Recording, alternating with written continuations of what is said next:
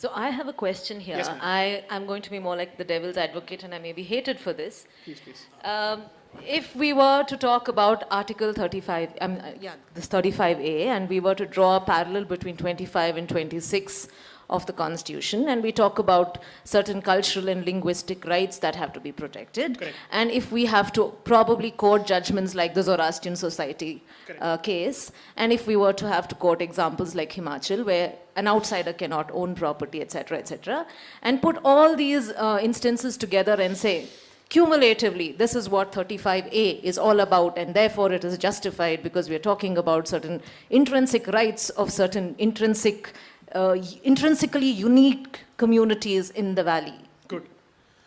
Now I'm going to give an extremely politically incorrect answer. Something which will open the floodgates. Something that I have not spoken on so far at all, and I've steered clear of it entirely during the course of my discussion. One, even if you want to protect it, and like a stuck gramophone, or what is the word now? I'll be in a loop, which is, it still violates 368, point number one. If such a provision has to be included, I think the Parliament's consent must be taken, or it must effectively be the body that promulgates such an important change. That's point number one. Point number two, you don't have to go to Articles 25 and 26. You can simply go to Article 29, where the rights of cultural minorities are protected. That is something that you can fall back on. You take that argument for a moment. Okay. What is the consequence of that argument? You're going to ask, then what is the communal identity of Kashmir? Are you willing to go down that path? I'll start answering the question. I am ready to answer the question. Because the identity of Kashmir, effectively, while it is composite, it is the seat of Shaivite Hinduism. And you've also had the Sharada Peeth there, where somebody from Kerala, Shankaracharya, walked all the way to that particular place. And that place lies in ruins in POK at this particular point of time. Okay? There is a reason why Kashmiri Muslims have surnames like Bhatt, Dar. There's a reason for it, right? In fact, one of the special police officers who was assigned to Mirwais Farooq, what was his name? Pandit. He was a Muslim with the name Pandit. What is the meaning of this? Look, you decide to go down this path, there is a decent chance that you may have to end up reading Rahul Pandita's book, Our Moon Has Blood Clots, in terms of what has happened to that place over successive generations. Okay, that's a question that you have to ask yourself. Are we going to saddle the current generation with historical excesses is the question that you will ask. I am not going to say that. But surely it can't be your argument that the identity of Kashmir resonates with the identity of Pakistan. That would be extremely unfair. Pakistan itself is an artificial entity carved out of certain regions, which cannot claim to be the homeland of anybody claiming allegiance with the green flag. I'm sorry. I believe in the concept that historically all these places should have been part of one India. If it comes across as an ideological position or a fascist position or a saffron position, I don't care. That is the position. Okay? Point number two. Point number two. This does not take away the promise of equality to all citizens, because that is not the civilizational impulse of this land. It is inherently democratic. It is inherently secular.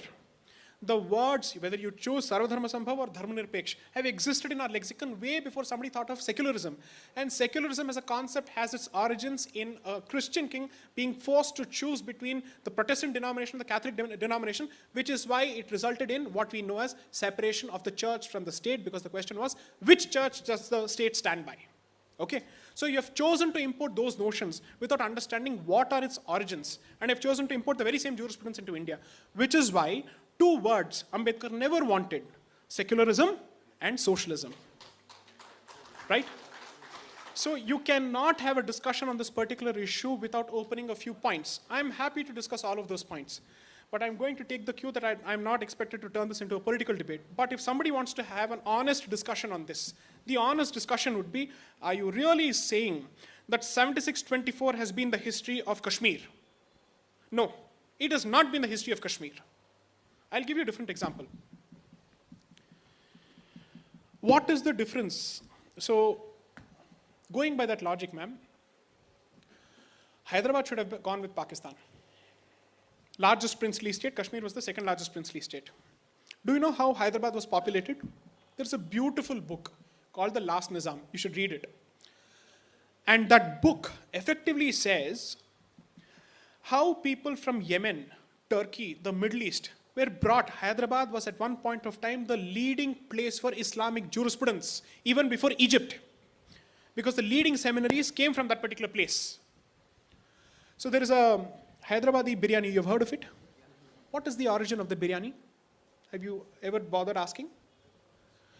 The Arabs in Hyderabad are given a name called the Chosh. That is the name of that particular community. They brought the biryani along with them. And there was also the Persian flavor to it. Okay? The personal bodyguards of the Nizam were not Indian Muslims, were not Muslims from Uttar Pradesh or Bihar or any place. They were Yemenis. When he chose to run and flee, he ran to Turkey. Okay? Because they have extensive ties. Because at that point of time, the Khalifa was from the Ottoman Empire, known as the Ottoman Empire, when Anglicized. And therefore, every Muslim empire necessarily needed the stamp of approval of the Khalifa. No wonder Tipu Sultan wrote to the Khalifa asking for a stamp of approval over his domain. Of course, he's a freedom fighter, is what we are told. That's a different issue. My point is this. This is a central discussion that must happen not just with respect to Kashmir, according to me. You want a permanent resolution of all communal issues in this country, have an honest discussion. But that honest discussion will immediately be impeded by the Blasphemy Law 295A and 153A, wherein you can't hurt religious sentiments. How do you hope to have the guts to discuss anything when law comes in your way and it says free speech except the truth? I don't know then what is free speech. So India needs, and I've said this ad nauseum, ad infinitum in multiple places, a commission for truth and reconciliation to ensure that this remains the rainbow that it is. It remains the thali that it remains that it is. It remains the orchestra that it remains that it is. However, this is a discussion that is fraught with serious allegations. The moment you make this point, they'll brand you, they'll label you, they'll gag you, they'll stifle you, they'll silence you. You can't have this discussion. Remember one thing, I discussed the entire issue without touching on this aspect, making my case entirely on law. Waiting for a question such as this. Thank you for the question.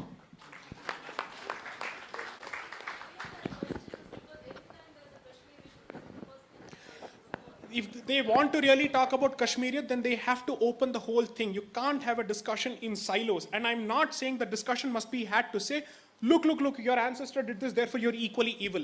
You want to make that argument, which community can claim to have not done anything evil at all? That's not the argument. But these discussions, the moment you have these discussions, they will try and say, oh, he's pushing towards this, matlab ye to us direction se aata hai, his allegiance is not to the Indian flag, but to one color in that flag. Immediately they'll push you there. And you say something else, oh, his allegiance is to the other color. Okay. You cannot have these discussions unless and until the society is mature enough to handle the truth. So what is that statement from that movie? A Few Good Men, you cannot handle the truth. That's what he says, no? Sorry? Jack Nicholson, that's the statement he makes, no? You can't handle the truth. And effectively, I think India must say that at least at this point of time, notwithstanding the rights of free speech which have been carved out in Natya Shastra way before anybody thought of it, we cannot handle the truth today. That is the fact.